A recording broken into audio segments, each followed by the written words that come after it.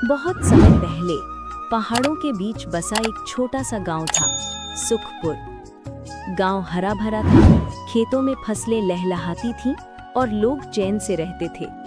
पर एक साल ऐसा आया जब बादल तो आए, लेकिन बारिश की एक बूंद भी धरती पर नहीं गिरी।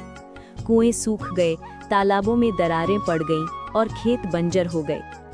गांव वाले परेशान थे, पशु पक्षी तक प्यास से मरने लगे। लोग रोज भगवान से प्रार्थना करते, हे प्रभु हमें पानी दो। गांव का मुखिया रामलाल सभा बुलाता है। सब गांव वाले इकट्ठा होकर कहते हैं, अब क्या करें? कुएं सूख चुके हैं, बच्चे रो रहे हैं। कोई कहता है, चलो दूसरे गांव जाकर पानी मांगे। दूसरा कहता है, दूसरे गांव वालों के पास भी पानी नहीं है। गांव धीरे धीरे निराशा में डूबने लगता है। लोग झगड़ने लगे, कौन पानी का कितना उपयोग करेगा, किसके खेत में पहले पानी जाएगा। गांव में आपसी फूट पड़ने लगती है। एक दिन गांव के बाहर धूल से भरी राह पर एक बूढ़ा साधु आता है। उसके हाथ में बस एक लाठी और पीतल का छोटा सा कमंडल होता है। गांव के बच्चे उसे देखते हैं और भागकर कहते हैं, देखो कोई साधु आया है। गांव वाले साधु को सभा स्थल पर बुलाते हैं। साधु मुस्कुराते हुए कहता है, बेटा मैंने सुना है तुम्हारा गांव प्यासा है, शायद भगवान ने मुझे तुम्हारी मदद के लिए भेजा है। गांव वाले आश्चर्य से देखते हैं। रामलाल कहता है, महाराज अगर आप सच में मदद कर सकते हैं तो हमें बचा लीजिए। हमारे खेत, हमारे बच्चे सब प्यासे हैं। साधु गहरी आंखों से गांव को देखता है और कहता है, पानी है, लेकिन तुम्हें खुद अपने भीतर विश्वास जगाना होगा। मैं तुम्हें एक उपाय बताऊंगा, पर शर्त यह है कि गांव का हर व्यक्ति मेहनत करेगा और एक दूसरे का साथ देगा। साधु गांव वालों को एक पहाड़ी की ओर ले जाता है और जमीन पर अपनी लाठी गाड़ देता है। वो कहता है, यहाँ धरती के नीचे जल है, अगर तुम सब मिलकर मेहनत करोगे तो तुम्हें पानी मिलेगा। गांव वाले पहले तो हंसते हैं, महाराज हमने यहाँ कई बार खुदाई की, कभी पानी नहीं निकला। साधु गंभीर स्वर में कहता है, विश्वास ही सबसे बड़ा चमत्कार है। तुम सब अगर मिलकर काम करोगे तो धरती का गर्भ तुम्हें अमृत देगा। गांव वाले साधु की बात मानकर खुदाई शुरू कर देते हैं। बच्चे मिट्टी ढोते हैं, औरतें पानी पिलाते हैं, बूढ़े लोग भी ढोल बजाकर मेहनत कशों को उत्साहित करते हैं। दिन बीतते हैं, खुदाई गहरी होती जाती है, लेकिन पानी का कोई निशान नहीं मिलता। गांव वाले थक जाते हैं और कहते हैं, महाराज ये सब व्यर्थ है, हमें कुछ नहीं मिलेगा। कुछ लोग साधु को धोखेबाज कहते हैं। रामलाल भी गुस्से में कहता है, आपने हमें झूठा सपना दिखाया। साधु शांत स्वर में कहता है, धैर्य ही सबसे बड़ी तपस्या है। अगर तुम आखिरी बार करोगे तभी चमत्कार होगा।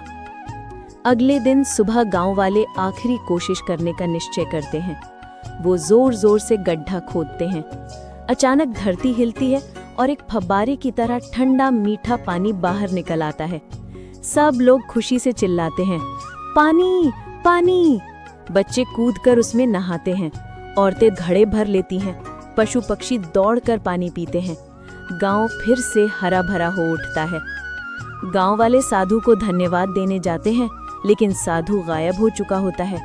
उसकी जगह बस उसकी लाठी और कमंडल पड़ा होता है। गांव वाले समझ जाते हैं, साधु तो बस एक रूप था, असली चमत्कार तो उनकी मेहनत, एकता और विश्वास था। सीख, संकट कितना भी बड़ा क्यों न हो, एकता और विश्वास से उसका हल निकाला जा सकता है। मेहनत और धैर्य ही असली चमत्कार है। समय पहले की बात है। एक छोटे से गांव में मोहन नाम का एक बच्चा रहता था।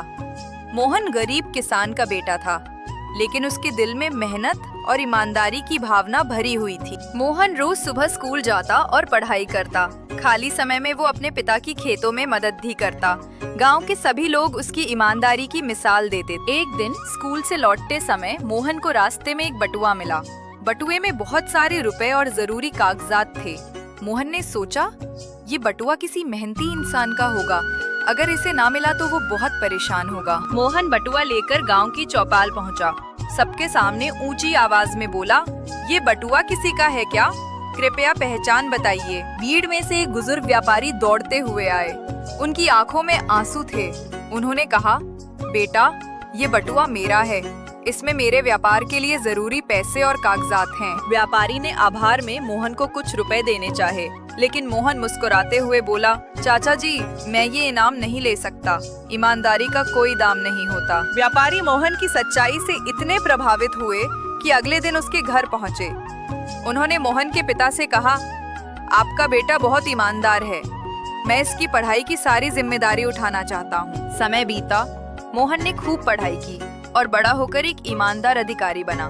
उसने कभी रिश्वत नहीं ली और हमेशा न्याय किया। गांव वाले गर्व से कहते, ये वही मोहन है जिसने बचपन से ही ईमानदारी का रास्ता चुना था। दोस्तों, अगर हमारी कहानियाँ आपको अच्छी लगती हैं, तो अभी दबाइए ये लाल वाला सब्सक्राइब बटन और साथ में घंटी भी बजाइए, ताकि हमारी नई कहानियाँ सबसे पहले आप तक पहुँचें। धन्यवाद।